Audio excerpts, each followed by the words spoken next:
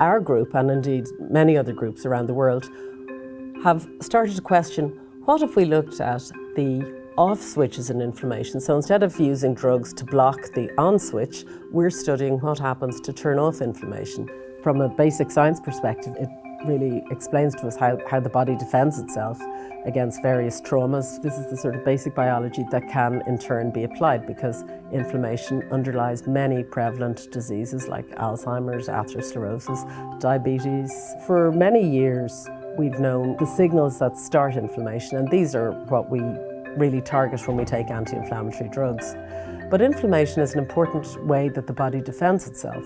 So there is, of course, the possibility that if you take anti-inflammatory drugs, you might compromise the ability of the body to defend itself. Our lab and many other labs around the world started to wonder, what about when inflammation actually resolves? Under healthy conditions, we often heal without scarring, so that's really an effective resolution of inflammation. And we wondered, are there specific messenger molecules being produced in that context, just as we know there are messengers that start the inflammatory process? Once those molecules were identified, we've all then started trying to understand exactly what it is they do at a molecular level. So having identified these molecules, we are now trying to make molecules that mimic their effects. So these would be kind of prototypic drugs. So we're very fortunate that we work with Professor Pat Gyrey here at UCD.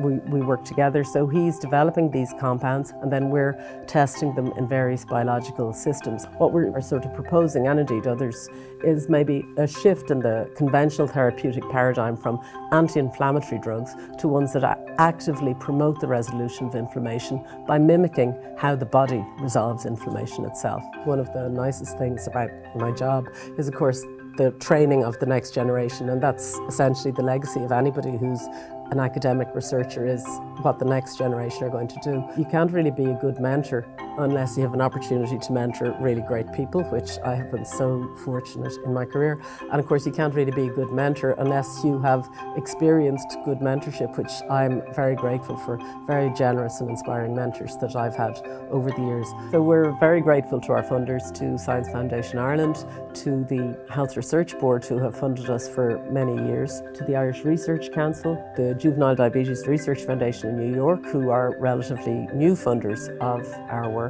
and also to the EU for training networks and for postdoctoral fellowship.